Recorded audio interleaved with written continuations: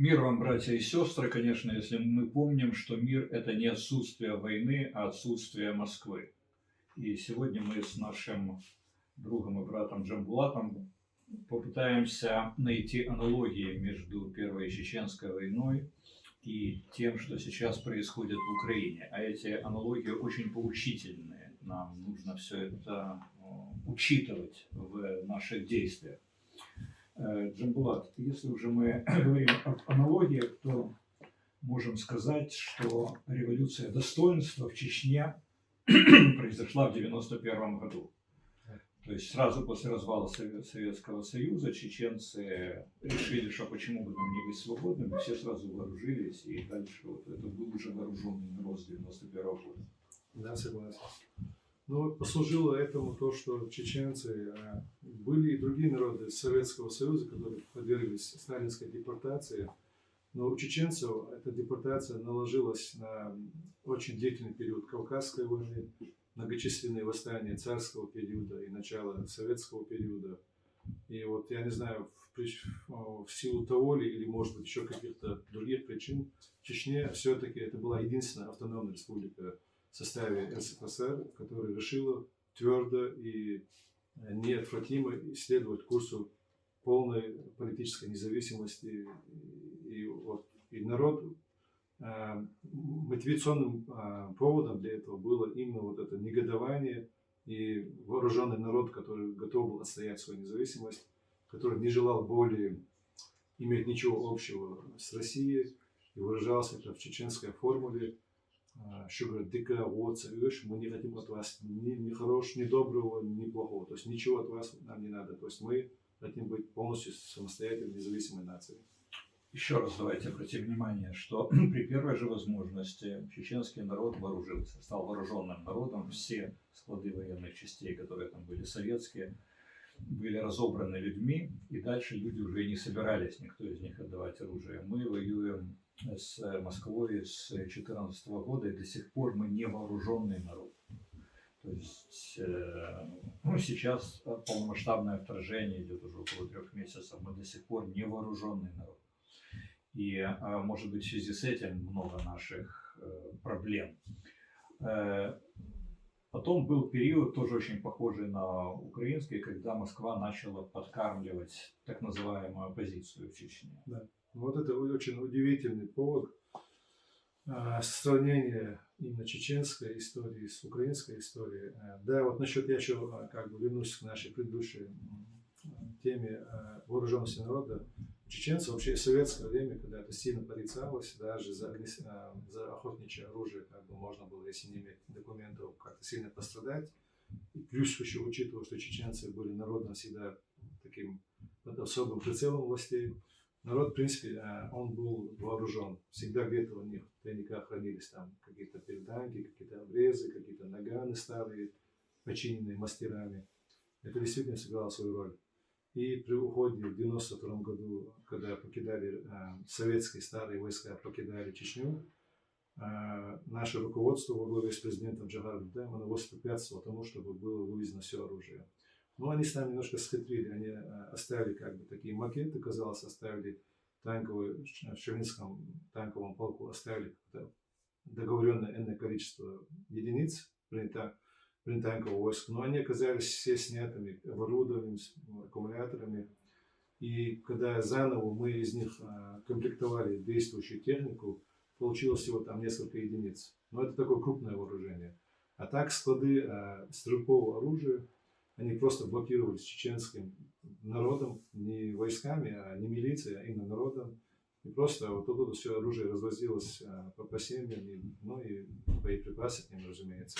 Таким образом, действительно, народ оказался в течение 1 года, 2 оказался в процентном отношении достаточно высоко вооруженным, хотя бы стрелковым оружием.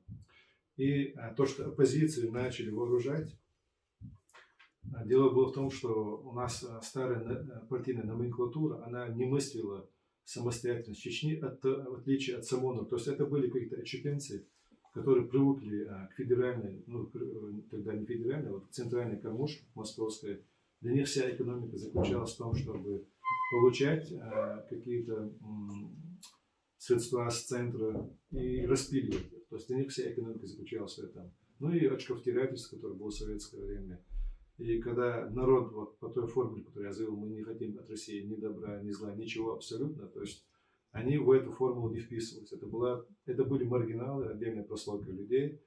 И они писали такие реляции в Москву, что тут Дудаев это временщик, что с народом они не имеют обратной связи, когда все стояло наоборот. Но они продолжали легально жить в Чечне. Да, легально жить в Чечне. Дудаев относительно оппозиции, так скажем, хотя это была не оппозиция, это была пятая колонна, воспитанная Кремлем специально для этих целей. Он, будучи истинным чеченцем, который следовал чеченским традициям, он не трогал этих людей только потому, что они политически к нему не лояльны. Вот. И Дудаев, он стремился возродить вот тот кодекс чести, который был в дооккупационной Чечне. То есть он жил идеалами той Чечни, старой, такой скажем. И, естественно, он сам являлся примером, и ни в коем случае он не мог поступать иным методом, чтобы как-то он мог их, я не знаю, пресекать или как-то, ну, такого аппарата подавления инакомыслия именно в дудаевское время и в масадовское время его не было. То есть в ичкерийский период люди могли сказать все, что угодно думают о президенте, это не возбранялось и никак не пресекалось, не имело никаких последствий. То есть была абсолютная демократия, абсолютная свобода слова. Вот, удивительно, что из всех чеченцев, наверное, Дудаев был одним из, ну, если не считать Хасбулатова, был одним из наиболее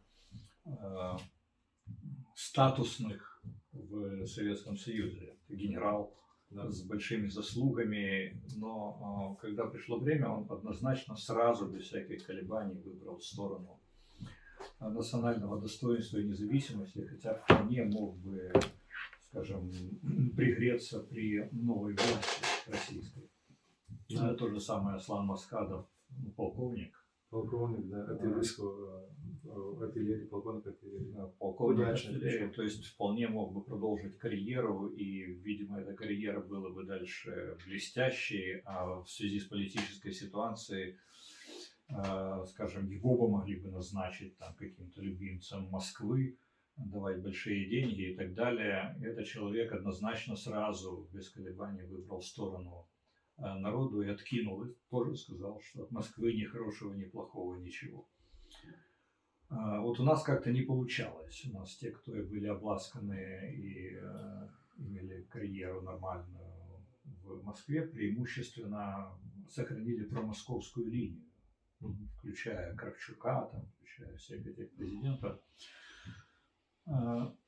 Вот что было дальше? Вот они начали прикармливать оппозицию, да, и в какое-то время они поняли, что Чечню надо подавить. Вот интересно то, что развал Советского Союза, он планировался это как переформат той же Советской империи. Нужно было 15 бывших республик, но уже было очевидно, что 3 прибалтийские республики не удастся втянуть в этот новый союз. Ну, скажем, оставшиеся 12 республик должны были составить переформатированный Советский Союз. И на местах в этих республиках стояли люди, вчерашние партийные работники, выращенные, так скажем, в советской идеологии. И в этом плане не было, как вы отметили, не было никаких проблем. А тут появился такой феномен, единственная из автономных республик Чечено-Ингушетия, которая потом раскололась в ближайший период, в течение первого года, раскололась на 2 республики. Ингушетия осталась в составе Российской Федерации. Чечня пошла по своему пути, и нужно было прежде всего завершить, скажем, интеграцию Чечни в Российскую Федерацию, перед тем, как завершить проект Союз-2, СССР-2, это СНГ, так скажем. И вот здесь развернулась та эпопея, которая стала костью в горле у Кремля. Дудаев и его команда, они не соглашались по уже обозначенной форме, они не соглашались на федеративный договор с Россией. И были испробованы все другие методы, которые, ну, у них широкий такой, скажем, спектр разных разных методов, чтобы там и было и запугивание, там было и заманивание, там было, ну все это было, и когда из этого ничего не вышло, когда вот эта воля народа, воля его руководства, они оказались непоколебимы, тогда уже была сделана ставка на силовое решение. И тогда уже пошли поставки вооружения. В российских военных частях под Астраханью, под Волгоградом уже набирались из тех, так скажем, условно оппозиционных районов чеченцы, которые подготавливались для того, чтобы они военным путем решили вопрос дудаевской власти, так скажем. То есть, на самом деле независимой Чечне. Но почему, вот еще один вопрос, откуда берутся предатели, откуда вот эти оппозиционные районы? На самом деле это те же чеченцы, которые при ином стечении обстоятельств, может быть, и не выступили бы в этой роли. Но так получилось, что чеченцы и к тому времени еще составляли себя клановое общество. А у нас так, если авторитетный в клане человек оказался уже на этой позиции, хочет и не хочет, но он старше, это сегодня могут возразить старшему, если идеологически он с ним не согласен, а тогда такого не было. То есть они таким образом оказывались, но когда уже их подготовили, загнали в Чечню, и они столкнулись с реальностью, они столкнулись с вооруженным и готовым отстаивать свои идеалы народом, а они для них все-таки свои, то есть этот психологический барьер еще не был преодолен. То есть руководство полностью было лояльно Москве, ихнее, а людей, которых они подтянули, пропустили через какие-то учебные лагеря, военных подразделений, на военных базах, они уже столкнувшись, вот это еще объясняет, почему эти первые атаки, так называемой оппозиции, на самом деле пятая колонна, оказались неудачными. Не было мотивированности, не было желания бороться до конца. Я перебью. Вот прямая аналогия с тем, что потом происходило в Украине. То есть они тоже обучали, вооружали людей на Донбассе, пытались это делать в других областях, в Одессе, в Харькове, в Николаеве, в Херсоне, подтягивать людей и использовать их в качестве застрельщиков этой войны. Но и в Украине эти люди оказались не боеспособны. То есть я помню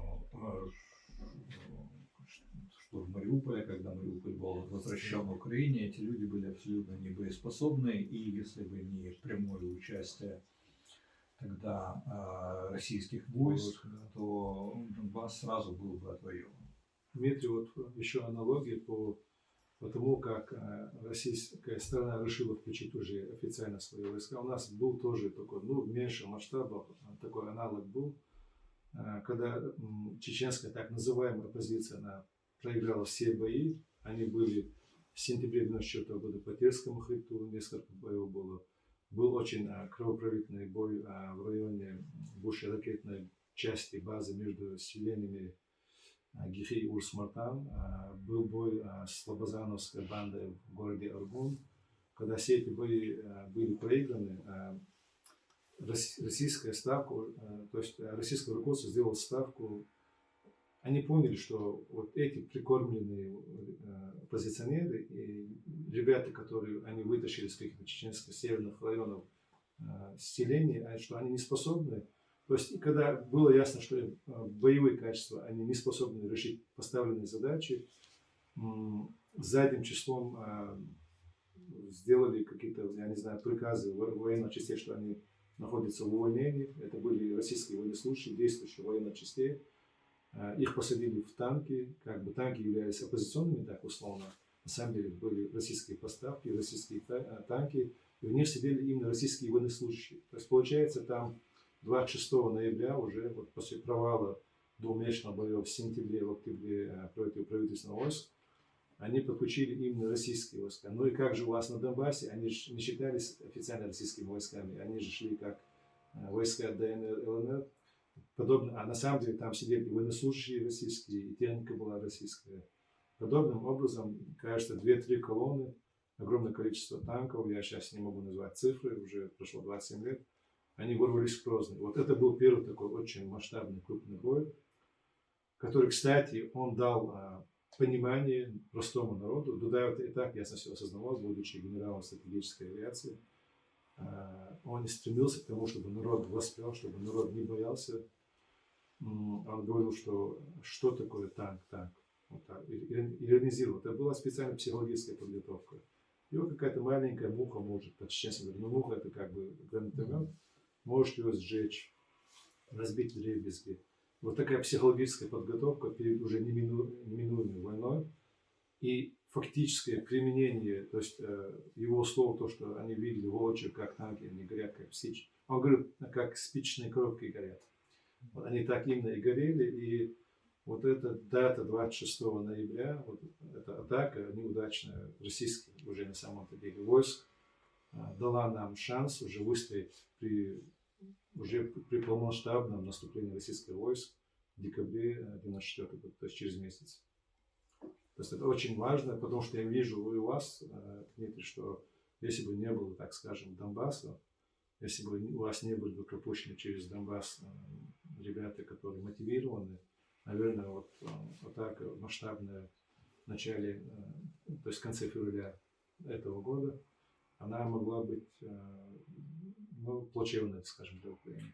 Ну, да, это опять же видно, что человек всегда ошибается. Мы всегда воспринимали вот эти 8 лет войны на Донбассе, воспринимали как национальную трагедию, но оказалось, что именно эта национальная трагедия, именно эта война дала возможность прийти в тонус украинским вооруженным силам, привыкнуть большому количеству людей к войне, и благодаря этому мы способны сейчас на эффективное сопротивление и на тактические победы. Да. Вот я хотел бы, чтобы мы поняли одну вещь. Да, я хотел, чтобы мы поняли одну вещь с вами.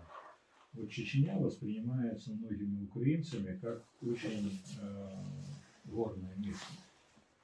Вот две трети страны это степь, ровная как стол, вроде Киевской области. Вот горы, собственно говоря, это небольшой процент территории. И как раз основные бои были на равнине на протяжении всей войны. Конечно, там город было сопротивление, держались, Бахмут там и все такое прочее. Но основные события происходили на равнине. И это то же самое, что мы имеем сегодня в Украине. У нас не в Карпатах война, у нас война сейчас в степях, в Запорожской области, на Донбассе, на Слобожанщине. И этим тоже очень похожа чеченская война на то, что сейчас происходит в Украине. Совершенно верно, согласен. То есть сам театр военных действий, он по ландшафту, да, схож. Да, очень схож. То есть тоже опора была на населенные пункты и возможно было эффективное сопротивление, сожжение танков именно с опорой на населенные пункты. Да, та тактика, которую выбрало ваше военное руководство к началу войны, в первую войну, во вторую войну у нас было нечто другое, но мы это сравниваем сегодня аналогии с первой войной и с украинской, они и схожи, то есть со второй войной там аналогий может быть меньше. И в первую войну Дудаев сделал именно акцент на то, чтобы пропустить войска, ну не так пропустить, чтобы сходу не залетели, а с возможным сопротивлением, но не делая на это акцент, сосредоточить основные части в Грозном и дать в Грозном такое... То есть опора именно на населенные пункты была. Вот в Грозном была такая точка опоры. Они были и на двух флангах. То есть все-таки наше военное руководство, оно во главе с начштабом Масхадовым в плане понимания правильной войны, то есть теории правильной войны, там у нас все было в порядке. И понимая, что соотношения, они просто невообразимые. Но прежде всего нужно еще отметить, что готовность генералов, которые понимают, с чем они имеют дело, это, скажем, ополченцы могли не понимать, они могли просто слепо идти на то, что они понимают. Дело-то в том, что и Джахарду, да, и Аслан Масадов, и другие кадровые бывшие советские офицеры, они же прекрасно понимают, с чем они имеют дело, с чем придется им столкнуться. И их психологическая готовность противостоять этому, она заслуживает большего внимания. И сегодня даже вот мы видим подвиг Украины, он разошелся по всему миру с ликованием, с восхищением. В то время Чечня просто она маленькая, незамечена, хотя вряд ли она осталась незамечена, но все-таки вот вообразить масштабы трагедии это сегодня все позволяет. И дальше они сделали акцент на опоры на именно какие-то точки опоры военные. Вот, и пошло. В общем, русские войска, они у Украины, кажется, было, но это уже как бы вы возьмете на себя давать оценки начала вашего, ну, насколько я помню, у вас было 9 оперативных направлений при наступлении российских войск, 200 тысяч. В Чечню, кажется, первая атака шла ударной группировкой 150 тысяч войск. Ну, шла на 4 направления: с востока, с запада, и с севера было 2 направления: от Моздока и Кизляра. Я сейчас не могу назвать точные имена командующих этими группировками. Кажется, Бабчев был, с Ингушетии шел. Но нам еще помогло, что Чечня, она в сталинское время, сталинской национальной политикой немножко так порезана. Этнические чеченцы, акинцы оказались в Дагестане, ну и ингуши наши, как бы, на войнах, практически один народ этнический. И благодаря вот такой ситуации в Ингушетии была остановлена колонна, которая шла на Чечню. Местное население, они прямо ложились под танки, люди погибли, и в итоге еще трудно было российским генералам тогда как-то переступать через группу мирного населения. Были еще, то есть такой моральный барьер, скажем, ожесточения еще не было в начале войны, и колонна остановилась. И также было в районе Хасавюрта, в Дагестане, также колонна была остановлена. В итоге своей задачи достигали только 2 северные группировки. Я помню именно группировка Рохлина заходила, скажем, вот с северной стороны, в районе консервного завода.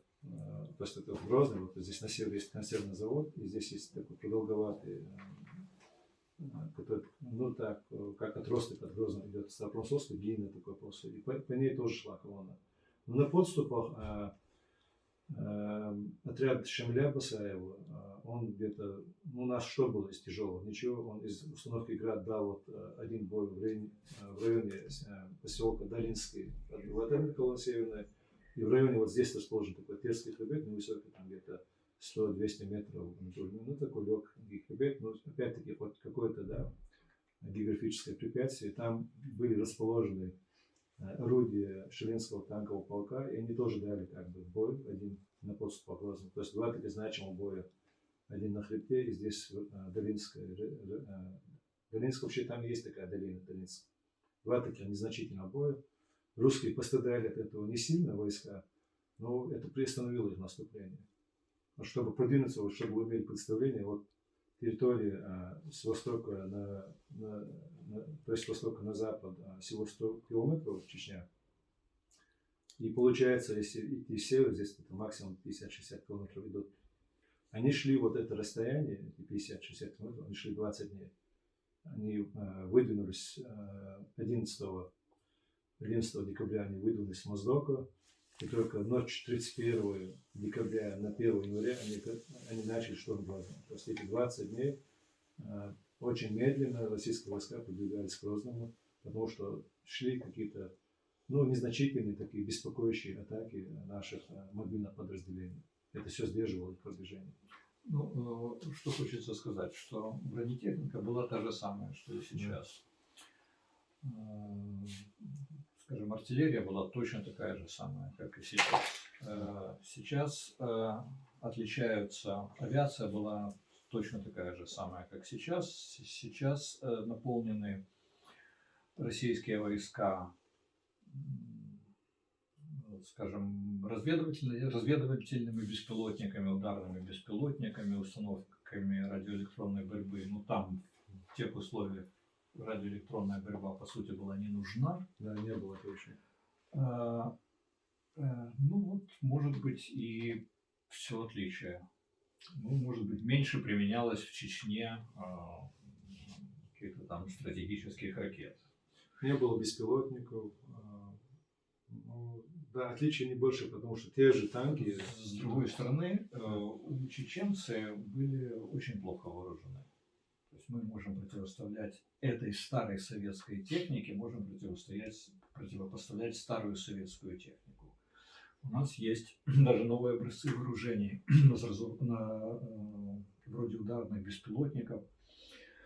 Со своей стороны мы можем использовать там противокорабельные ракеты, ПЗРК западные, ПТРК западные и все такое прочее. Сейчас ничего этого не было. То есть они противостояли только легким ручным оружием, преимущественно в редких случаях используя трофейный танк или установку залпового огня. И тем не менее они были крайне эффективны, и в ряде случаев, к сожалению, надо признать, что были эффективнее, чем мы, потому что в намного худших условиях, без всякой западной поддержки, они смогли противостоять успешно. Хотя вот если брать по соотношению трат, к сожалению, вот эта полупартизанская тактика, это самоубийственная тактика. Если сейчас мы можем констатировать, что мы убили их больше, чем они убили нас, то в любой партизанской тактике, к сожалению, на одного оккупанта приходится там, больше 10 убитых с нашей стороны, преимущественно это мирные жители, но и бойцов тоже. То есть это люди, которые сознательно идут на смерть, сознательно жертвуют собой и искупают недостачу железа и пороха жизнями, своей кровью и своими телами.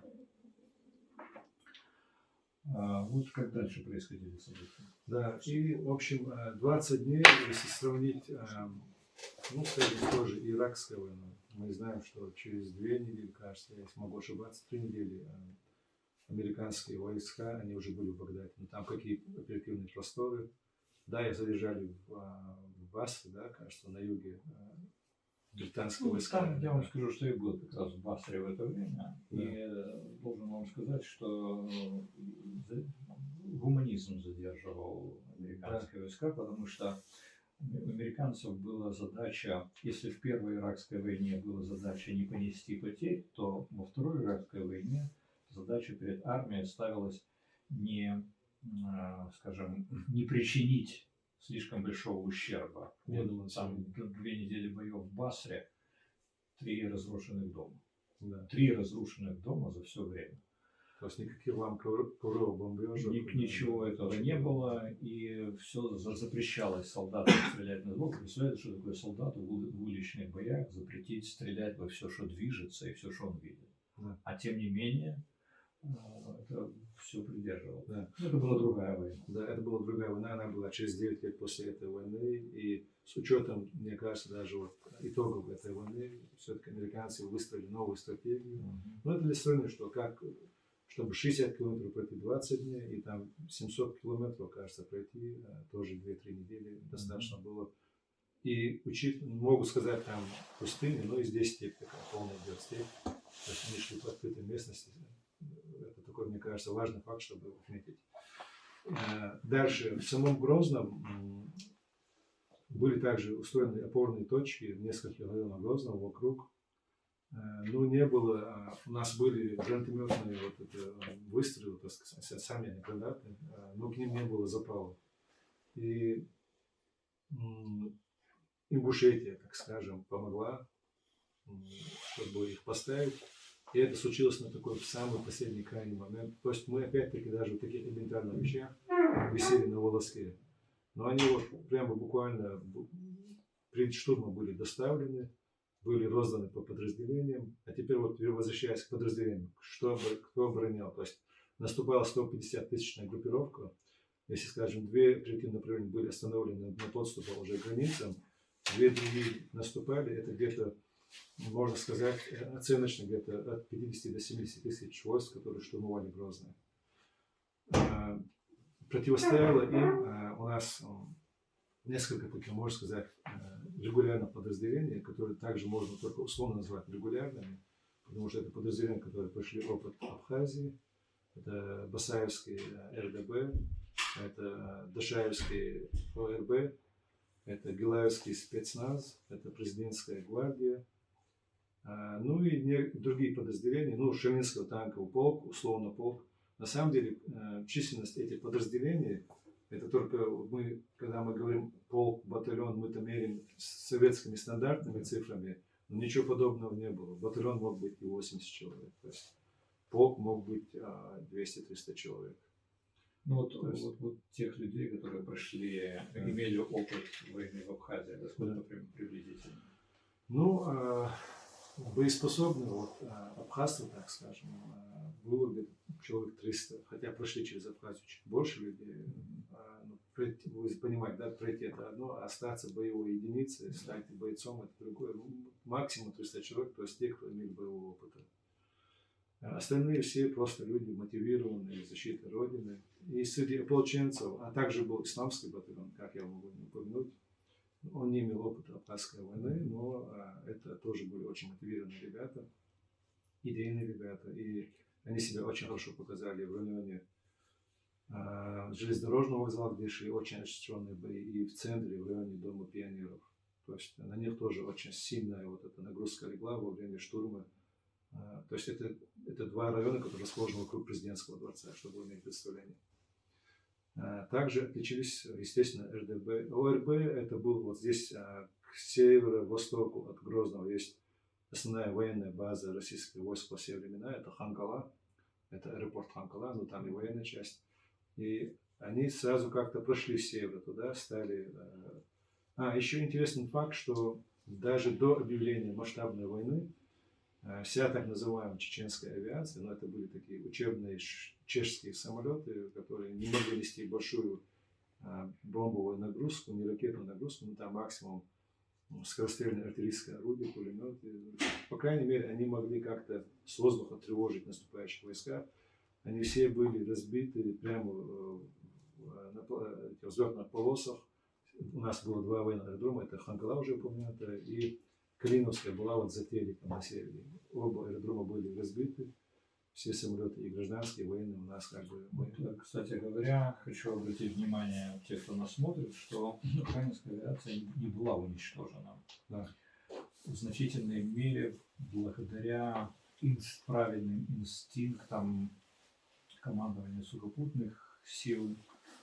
То есть вся она буквально за день до начала вторжения была выведена из аэродрома, в том числе и вертолеты. Вертолеты садились буквально в лесу, и все эти удары по нашим аэродромам оказались безрезультатными. И вот в последующих событиях украинская авиация сыграла выдающуюся роль. Однозначно. Но у нас она была, а в Чечне реальной авиации боевой не было. Да, это было просто подобие авиации, но и тем не менее даже ее спасти нам не удалось. А ваше военное руководство, хвала и честь, они заблаговолили. Я слышал, что даже основная часть боевой авиации находилась в воздухе к моменту начала атаки на военные аэродромы. То есть это все очень замечательно. И, в общем, на Ханкале стояли уже войска российские, и им противостоял вот этот Дашаев Умолк у нас. Он там и погиб, когда штурмовались именно с этого направления. Он дал последний бой, это тоже герой и Абхазской войны, и он также отличился в войне против так называемой оппозиции. Вот мы говорили, что был самый ожесточенный бой в районе между Гихами и Урсмутанами.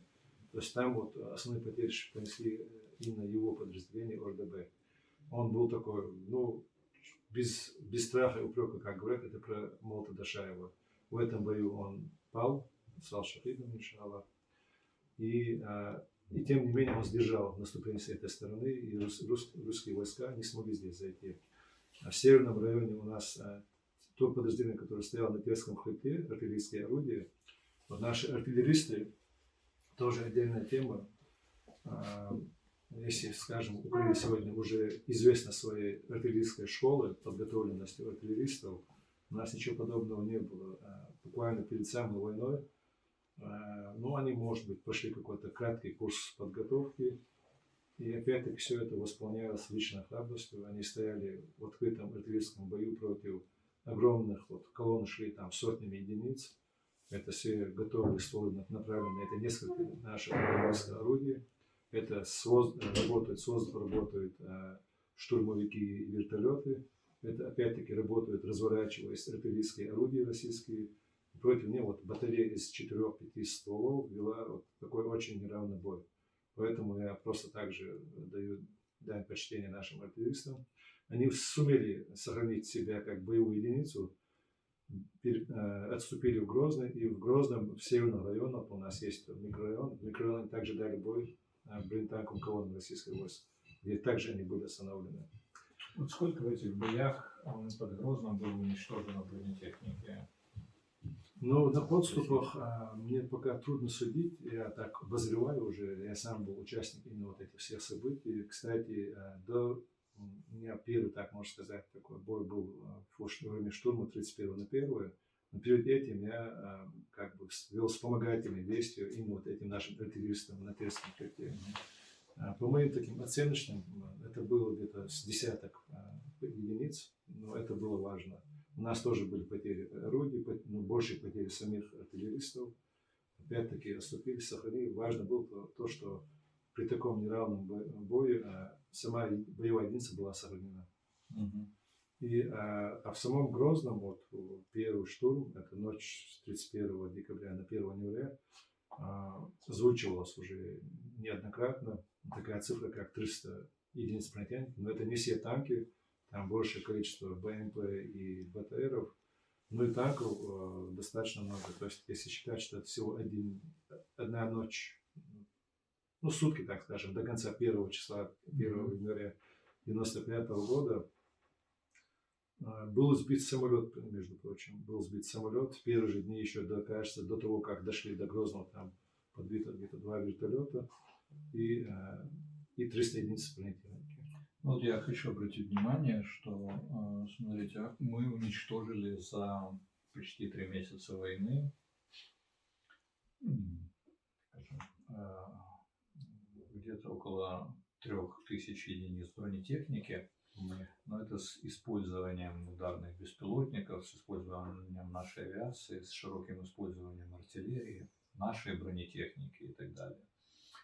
Но вот чеченцы только за первые дни войны в боях в Грозном, скажем, 300 единиц, это огромное число на самом деле. И уничтожали они это в основном не артиллерией. Приходилось подходить к танку или к БМП, приходилось подходить почти что вплотную. А я вам скажу, что это очень страшно, подходить к танку близко. И это надо иметь огромное мужество для этого. Тем более, что надо понимать, что танк с одного выстрела с гранатомета уничтожить трудно. Практически невозможно, если ты не попал очень удачно в незащищенную часть. Да, то есть это надо несколько раз стрелять с РПГ СМГ. А у нас же есть все-таки какие-то там инлау джавелины. Ну и то большинство все-таки это было уничтожено артиллерией, то, что мы уничтожили. То есть это, скажем, это огромное мужество, которое было проявлено в этой войне нашими чеченскими братьями. И главное, что это мужество показывает нам, что даже в случаях худшего сценария в Украине, разгрома вооруженных сил, невозможности регулярного сопротивления конвенциональной войны, все равно война возможна, и партизанскими методами можно продолжать уничтожать врага. Да, и в общем, также у нас озвучивались такие цифры, что в течение первой недели где-то до 6000 это потери личного состава, но там имеется в виду и погибшими, и ранеными, и попавшими без вести. Но я помню, это как бы такое субъективное ощущение первых дней войны. Трупы погибших российских солдат, они просто валялись повсюду в центре Грозного. И где-то на окраине, но в центре это была просто невообразимо страшная картина. Собаки, кошки разбегались при ведении боев, но они тут же слетались, уже голодные, одичавшие, и просто терзали трупы погибших солдат. И наш начальник штаба Аслан Масадов к тому времени, он на переговорах все время, вот, через радиосвязь все время он требовал, чтобы забрали трупы своих солдат, на что не было никакой реакции со стороны вооруженных сил российской армии. Ну, это никогда не интересовало. Да. Вот это была ужасная картина. При этом еще одна трагедия, так скажем, русскоязычного населения в Грозном. Чеченцы Грозного, они же в основном разъехались по своим родовым селам. И те, кто согласились с ними выехать из, скажем, соседей, русских знакомых, они тоже были вывезены в чеченское население, но основное население Грозного, это, которое оставалось на момент атаки, это были русские. И вот эта бомбежка российской авиации, артиллерийские удары по Грозному, они в основном как бы убили именно русское население Грозного. А затем этот факт выдавался как геноцид русского населения в Грозном. Ну вот у нас это аналогия Мариуполя. То есть то, что в Чечне Грозно, у нас Мариуполь, на Киев они не потянули. Слава богу.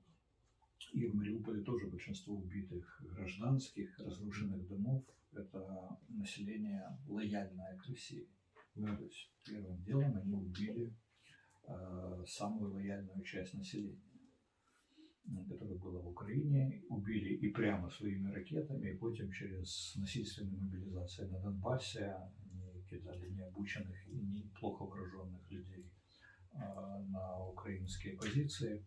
И тоже огромное количество мужчин этих было перебито в последние дни. Я все это наблюдал, и вот для нас, для чеченцев, которые как бы прошли все это 20 лет назад, наблюдать развитие событий в Украине, это как дежавю, то есть то, что уже мы проходили. Ну и, конечно, есть различия. И одно такое замечание тоже, как бы такая внешняя эмоциональность, но она тоже также важна для восприятия войны. То, что в первые дни бомбежек люди просто стоя озирали. Вот я видел съемки, меня еще не было тогда в Киеве, как падают ракеты. Ну, люди совершенно недалеко, стоят полный рост и не имеют представления о том, чтобы уберечь себя, нужно присесть или прилечь. Такая же реакция была у чеченцев в первые дни войны. Но это все быстро меняется, война быстро меняет, быстро учит.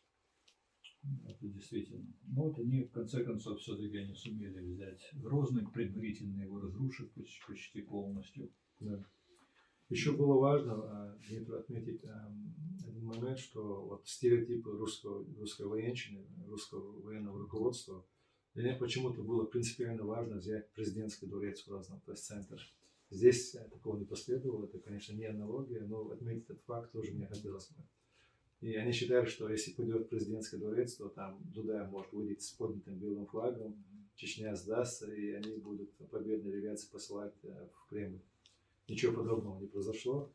Взятие президентского дворца, я сейчас, помнишь дату, причем да, сейчас. Ну, мне кажется, это было где-то на 3-ю неделю боев в Грозном. Дату помнишь, взятие президентского дворца? Взятие, ну, тут даже кажется, не взятие, там такое... То есть января. 19 января, кажется. Кажется, 19 было, дворец оставили, они его еще 2 дня бомбили, артобстрел велся. Да, то есть зайти они не посмели. Не посмели, они даже не знали, что все оттуда вышли. Ну и знают же президентского дворца. Вот это важно. Вот Анзор Масхадов, который за кадром сейчас нам рассказывает, что после того, как защитники президентского дворца оставили дворец, туда еще 2 дня боялись заходить оккупанты и продолжали его обстреливать. После этого пустое здание. Да, лишь потом они уже подошли, поняв, что никто не стреляет, и водрузили флаг, как на Рейхстагом. Да, вот это было символично для них. Да, еще да. надписи были. Надписи Новосибирск, там, Иркутск.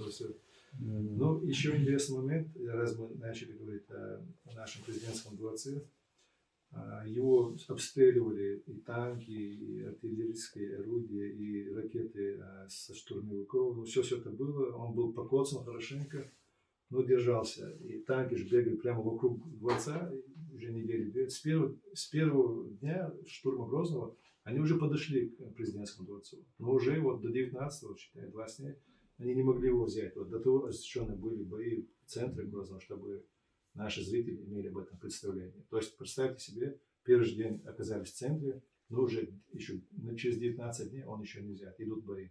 И в этом дворце сидит наш президент Джохар Дудаев. Там сидит начальник штаба Аслан Масадов. Там сидит вице-президент Чечни Зелимхан Яндарбиев. Там сидит правительство Чеченской Республики Ичкерия, министрами. Они вместе с бойцами сидят, выдерживают на себе все эти атаки российской армии. И когда в итоге была сброшена авиационная глубинная бомба на президентский дворец, она пробила все этажи и добралась до самого подвала, это высотное здание, я не помню сколько этажей, и взорвалась к удаче в другом крыле, нежели в котором находилось правительство во главе с президентом. И только после этого было принято решение начальником штаба Османом Мосадом.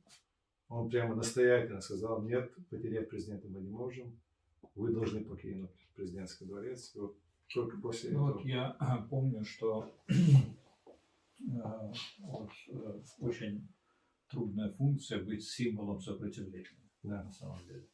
И Джохар Дудаев действительно не оставлял дворца для того, чтобы вся нация видела, что во время ракетных обстрелов, во время самых тяжелых боев, то есть он не только не убежал куда-то там в Эмираты, например, но он даже не спрятался в подвале.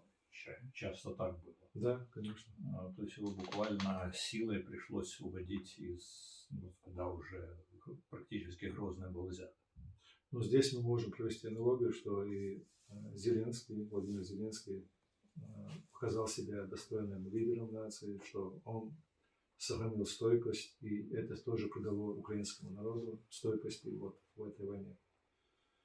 И далее вот мы уже говорили насчет того, как Грозный, последние бои в Грозном, на южном окраине Грозного, они были в конце февраля, я опять-таки не помню даты, кажется, 23-го, вот в этих числах. Ну, почему это было сделано? Вот те две оперативные направления, которые не удалось продвинуться российским войскам, кстати, генералы, которые возглавляли вот эти группировки, они, кажется, были или сняты, или наказаны, еще как, но это сорвало их начальный план по окружению Грозного. И поэтому именно с основной части, с военной части Ханкалы был, я не помню эту дату, был прорыв российской танковой колонны на охват Грозного вот, в районе Ханкальского ущелья, в районе селения Пригородное. Они вышли к югу от Грозного, опять-таки степи до города, больше для нас как территории. Здесь открывается оперативный простор, и вот здесь есть перекресток важной такой трассы Баку-Ростов. И вот ветка на Грозный, они вышли на перекресток вот этот, и он был стратегически важен, но мы его прозевали, потому что все силы, основные боеспособные части были сконцентрированы в Грозном, и как-то они очень неожиданно вышли вот в этот район. Чтобы оттуда их выбить, у нас ополчение шли со всех селений ближайших, полегло очень много наших ребят смелых, которые вот танки, они вышли, они моментально как бы окопались, но есть техника, которая окапывает танки. Танк, окопанный в поле, штурмовать его гранатометами, идти просто, то есть, чтобы имели представление, удачный выстрел, это где-то 150 метров расстояния. Можно стрелять и на 300, и на 500, но это стрельба как бы в воздух, так можно сказать, это ничего не дает против танка, тем более. Но у нас вот ребята шли волнами, я помню, очень много ребят погибло для того, чтобы выбить эти танки с этой точки стратегической, но нам это, к сожалению, не удалось. После этого уже вопрос отставить Грозный, это был вопрос времени. И РДБ Басаева, он закрепился на южных районах Грозного, оттягивал на себя удары российской армии и тем самым позволил всем другим частям выйти из Грозного. Это где-то завершилось к концу февраля, то есть 2 месяца боев за столицу. Грозный был взят, но он достался очень дорогой ценой российским войскам. А далее уже шла такая остановка. Здесь город Аргун, здесь поселок Ханкала. И вот по этой линии вот у нас выстроилась новая, как бы, Грозный взят, но чуть южнее здесь тоже как бы против этих окопавшихся танков тоже закрепились на полях. И уже опять-таки, как вы отметили, у нас опорные точки, Аргун, Алханкала, да, здесь Гудермес, ну и дальше там Самашки, вот шла вот эта линия. Ее мы обороняли до конца марта, так скажем, это конец февраля, ну несколько дней февраля, и весь март месяц именно вот по этой линии шли бои за Гудермес, за Аргун, за Алханкалу. Я был участником обороны как и Грозного, но Аргун это мой родной город, оборонял город Аргун. Я помню день штурма, это был то ли 21, то ли 23 марта, кажется. Они штурмовали нас и в лоб, вот по реке Аргун, но ничего не получалось. Потом с севера, там у нас болотистые места, вот вы видите, здесь стекается пойма нескольких рек, Аргуна, Джалки, Сунжи, там есть болотистые места. Вот там мы тоже не ожидали продвижения танковых войск. Они тяжелые, они вязнут. Это также ну, как бы урок нашим украинским братьям, что нельзя не ожидать от российского руководства, что где-то они не пройдут. Они могут, если поставить задачу, проходить, могут сыскивать средства для того, чтобы выполнить задачу. И вот они подошли к Аргуну с севера, и нам пришлось перебрасывать в срочном порядке войска, но опять-таки были вот шамилевские, басаевские вот подразделения, там у нас был Хункар-Паша, фамилию, Исраилов Хункар-Паша, да, сильный командир, его подразделение там отличилось, там аргунские ребята тоже отличились, ополченцы. Но у нас там было очень много жертв, пришлось вот этот северный район оставить. Но не это как бы повлияло на то, что Аргун был сдан. Его также охватила вот эта группировка, которая стояла к югу Грозного. Там есть такой небольшой холм, Сюлькорт. С этой стороны они продвинулись к южной окраине Аргуна и взяли вот это такой небольшой холм, там метров 50 Войткорт. И они отжалки между Гудермесом, то есть они взяли в клещи вот это. Тактика российских войск все время брать малые клещи, там большие клещи. А здесь вот такой метод малых клещей. Но они его не замкнули. Не замкнули, потому что опыт грозненских боев дал им понять, что если замкнут до конца, что там будут очень тяжелые городские бои. Другой город небольшой, 40 тысяч населения. Там часть такая застройка одноэтажная, но есть застройка многоэтажная, поселок.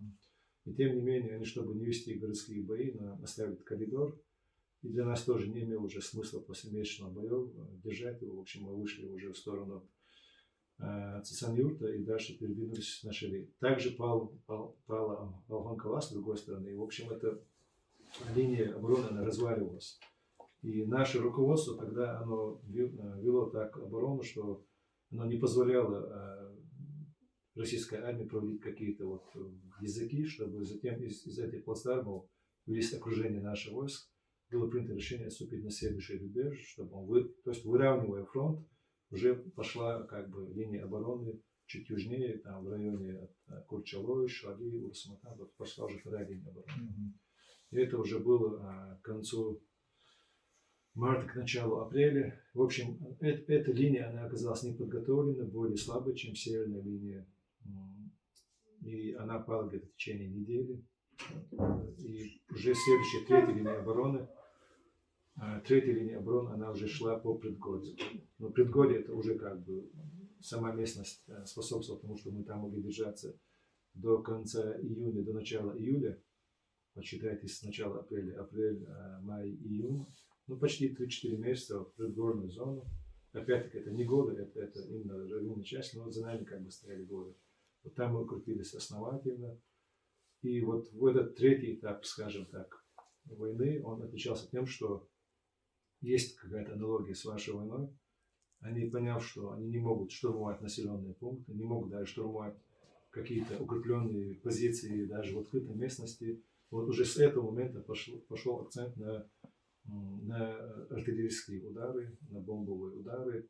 И вот нас, вот первый месяц, я помню, особенно вот апрель, и он усилился где-то к концу мая, шла такая артиллерийская атака, что просто наши все потери вот в это время шли именно от артиллерии и от бомбовых ударов. Да, это сейчас у нас именно такой период, когда они отказались от такие попытки глубоких прорывов и даже охватов, очень усилили артиллерию, и на определенных участках фронта у нас сейчас они создали себе преимущество 1 к 10, 1 к 5 по огневым средствам и буквально засыпают защитников Рубежного, Авдеевки и на ряде других участков фронта. То есть у нас сейчас большая проблема пополнения артиллерии и создания артиллерийского преимущества с помощью западной помощи, а у чеченцев, как мы помним, никакой западной помощи не было и в помине. Да, то есть к этому моменту, то есть к этому, можно сказать, как бы третья линия обороны. Мы уже потеряли всю наличную технику, она была небольшая, там несколько танков, которые, как я говорил, мы собрали из остатков старого советского вооружения. Но был там один-два трофейных танка, они остались в Грозном. И вот единственное, я помню, был вывезен в горы одна установка «Град». И был где-то вот здесь в предгоде, вот здесь танк Шелли, где у нас видно здесь, вот Шелли вот есть. Ростислав. К югу от Шали, в таких между поселком Чили-Юрт и Шали есть такое большое открытое поле. И в этой местности был расположен старый советский время танковый полк. То есть это танковый полк, вот где-то он Шали, вот южнее, вот, до гор, вот, и у них там был полигон. Этот танковый полк, он был таким одним из самых значимых в Южном округе, так скажем, военном округе России. Но там все вычислили, ничего не было. А из остатков там был танк, по-моему, 60-х годов, с такой круглой башенкой, я помню, с нарезным стволом. И вот ребята, шеренцы, они вывезли где-то в горы этот танк. Они его на трактора подцепили, он был нерабочий, они его вытащили туда в горы, поставили в ущелье. От него где-то в двух сторонах они выкопали глубокие траншеи и туда тоже запаслись боеприпасами. То есть этот один танк, одна установка «Град», это все, что у нас было из тяжелого вооружения. Ну, естественно, были минометы 82-го калибра. Один был полковой, 120-й. Это все вот наши тяжелые, как бы, то, что у нас было на наличии. Все остальное это только стрелковое оружие. И с помощью вот этого вооружения мы давали как бы отпор. То есть после 2 месяцев бомбежек и артиллерийских обстрелов за нами стоял лес. Они били вслепую, то есть мы наши позиции маскировали как можем. Вот это все-таки свойство чеченских вот этих подразделений регулярных, учитывая, что... Ну, хотелось бы еще отметить этот момент, что почему чеченцы вот считают их там очень такими стойкими бойцами. Всему есть, всякому явлению есть объяснение, и есть то, что может объяснить. Чеченцы понимали, что их мало, что противник их многочислен и силен, и само вот это обстоятельство нас заставляло действовать именно таким образом, чтобы мы максимально сохраняли наши силы и максимально сосредотачивали момент. То есть это, опять-таки, получается действие каких-то диверсионных групп во время атаки. А во время защиты мы просто уходили в глубокую оборону, вот вкапывали в землю. У нас были очень изощренные методы выкапывать какие-то оборонительные сооружения. Это, мне кажется, это отдельная большая тема. Нам нужны какие-то схематические рисунки, чтобы это все объяснить. И мы сейчас не будем на это отвлекаться. Но это заслуживает особого внимания, потому что именно это нам помогало как-то держаться в глубокой обороне. И именно это свойство приводило к таким, я не знаю, пропагандистским высказываниям руководства, политического руководства России, что у них там какие-то глубокие катакомбы, заранее загодя заготовленные какие-то позиции. Но с этим есть аналогии у вашего нет. То есть вы можете сейчас привести их, кстати. С тот же Мариуполь, да, Азовсталь. Я не думаю, что это прям такие катакомбы. Нет, на самом деле там большие подвалы, действительно, и все большие заводы металлургические, машиностроительные в Советском Союзе строились с учетом возможных ударов, авиаударов. То есть там можно держаться. Ну и надо сказать, что и площадь Азовстали это огромная, да. Там есть где действовать. Но основное, конечно, это мужество защитников. Но у нас никакого железобетона там не было. Это земля, дерево, которое мы рубили из земли и дерева. Песка тоже не было. То есть вот оборонительные сооружения, они нам давали возможность. И на самом деле, если учитывать тот боевой арсенал, который был на нас выпущен, и посмотреть на погибших ребят, то есть для них каждый наш боец обходился очень дорого. Кстати, вот в моем родном Аргуне у нас родители оставались, вот, и с Аргуна, с балкона наших вот, высотных домов просматривается предгорная зона. Она же не просто такая ровная, она такая наклонная. И с севера на юг, вот, хотя это равнина, такая наклонная равнина, и просматривался вот этот район боев. То есть мы тут воюем, и наши родители со мной аргунские ребята, там Курчаловск у нас было подразделение, Урсматановское. То есть они вот могли со своих домов в течение 2 месяцев наблюдать, как их дети, братья, там, я не знаю, дядя воюют, вот это, как открытый театр войны. И мне потом мать рассказывала, вот здесь от нас недалеко Ханкала, нас к северо-западу. Из Ханкалы дорога идет через Аргун на Шали. Из Шали они, да, вот смотрите, вот сейчас он подойдет. Вот эта горная местность, вот 2/3 равнина, вот здесь горная местность. Отсюда и до Аргуна вот эта часть небольшая, она такая наклонная равнина называется, да? Наклонная равнина. И вот с Аргуна, вот здесь у нас идут бои. С Ханкалы через Аргун идут подразделения Шали, затем танковая часть, распределяются боеприпасы по артиллерийским установкам, там, ракетным и, я не знаю. И все вот это все валится на нас, плюс сверху там работает авиация, вертолеты. И вот с высотных домов, с балконов высотных домов в городе Аргун, поселке, там мы могли наблюдать, вот как это шло в течение 2 месяцев. Но мы, когда под этим сидели, нам это казалось, то есть у нас другой ракурс, а со стороны это выглядело очень ужасно. И потери у нас, вот на нашем, у нас был батальон, 150 человек, батальон да, называется. Всего на самом деле 2,5 роты, так скажем. И у нас потери были 5-6 человек за 2 месяца вот такой массированной бомбардировки. В итоге они смотрят, что это не позволяет им выбить с позиции нас. И потом было принято решение сконцентрировать вот, удар. Просто сейчас у вас в Украине идет, вот, как бы тоже говорят, сосредоточение российского войска. Я склонен верить этому, потому что пока они нас тревожили бомбардировками, просто посыпали огнем, они действительно сосредотачивали войска, концентрировали, они пошли по 2 направлениям. То есть это был удар. Кстати, вот за нами, почему именно вот этот участок в районе, который виден с Аргуна и южнее Шали, потому что штаб был перенесен в селение Ведено. Ведено старая чеченская столица, имамских времен, ставка чеченская находилась там, и вот это как раз за этими предгорьями в горах. И символично, опять-таки, после Грозного.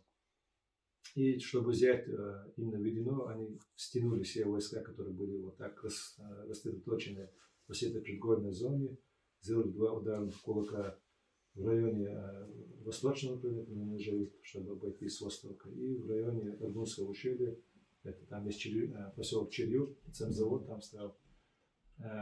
И по центру они тоже тревожили, в районе Сеженюта, там стоял Басаевский самый Синодет, это прямая дорога наведена.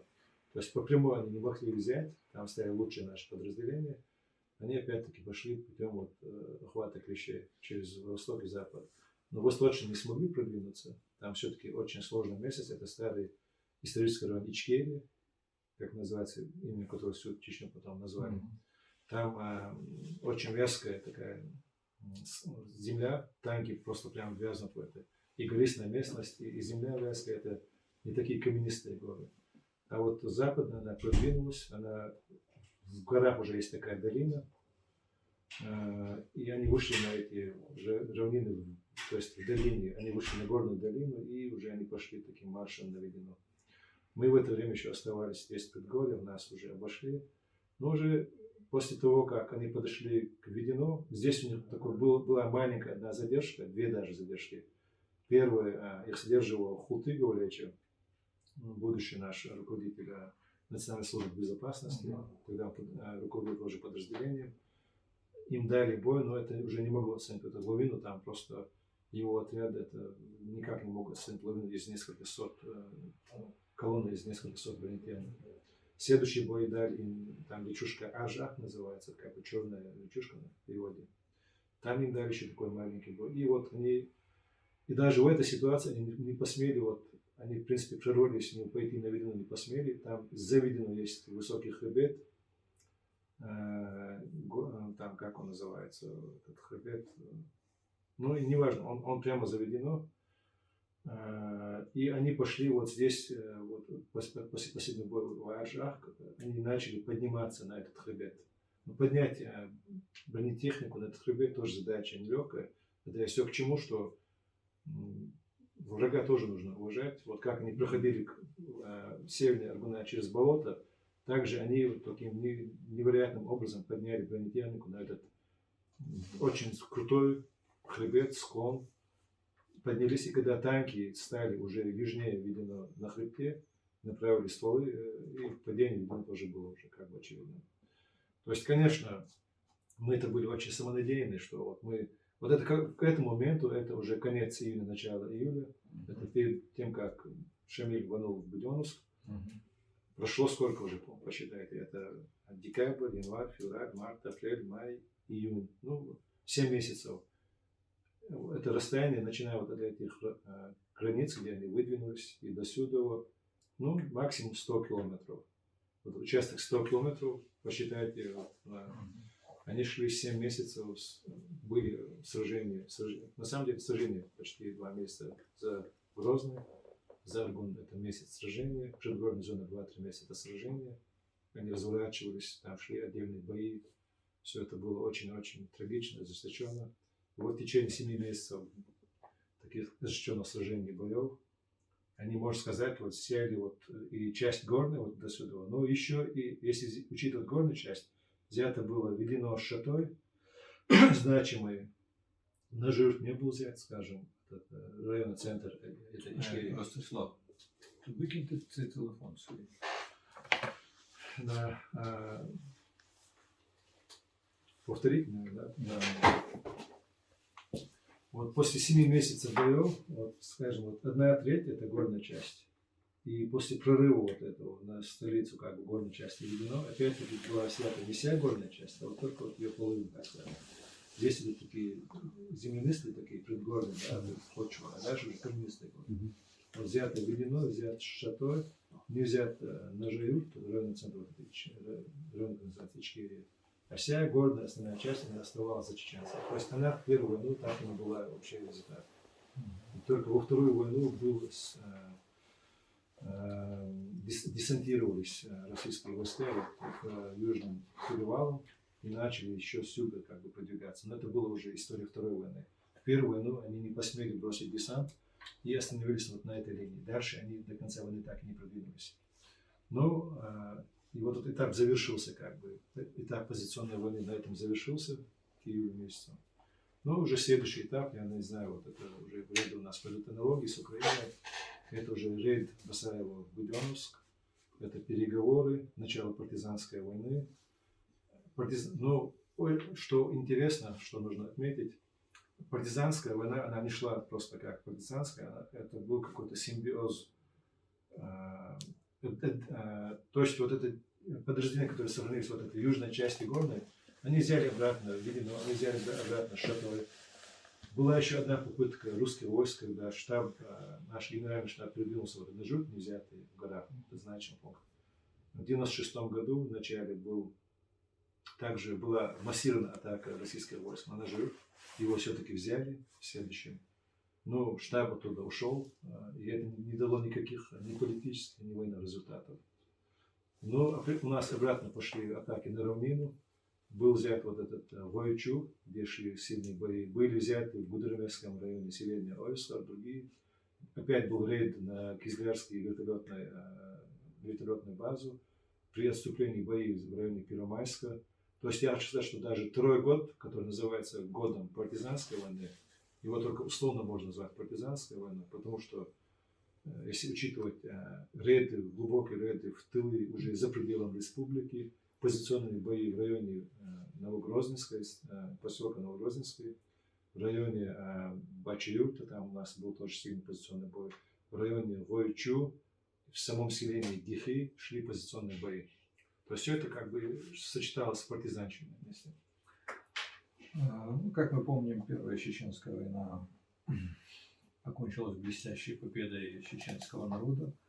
В значительной мере это было вызвано и глубоким кризисом в Москве, который тогда был. И этим удалось воспользоваться. Обратим внимание, опять же, что партизанская война для чеченцев заключалась и в глубоких рейдах в глубину территории врага. И это очень правильно. И еще, на что следует обратить внимание, что не Путин нападал на Чечню. На Чечню нападал обласканный Западом демократ Ельцин. И все это происходило очень жестоко. Дело не в Путине. Вот скоро Путина уже не будет, наверное. Не он будет руководить Москвой.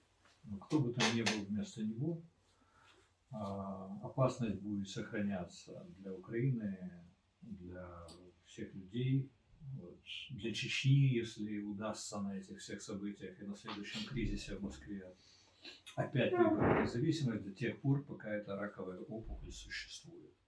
Независимо от того, кто там стоит во главе этого отвратительного государства. И наша задача не добиться независимости, не отстоять независимость Украины, даже не добиться независимости Чечни и всего Кавказа. Наша задача уничтожить это зло в его колыбели. И об этом надо всегда помнить, и все силы прилагать именно к этому. Вот это задача нашей жизни, и в этом наша историческая миссия. Ну, а о втором этапе войны, о победе, о Второй Чеченской войне, о всех сделанных ошибках, об уроках, об успехах мы будем говорить уже в следующих передачах. Аминь.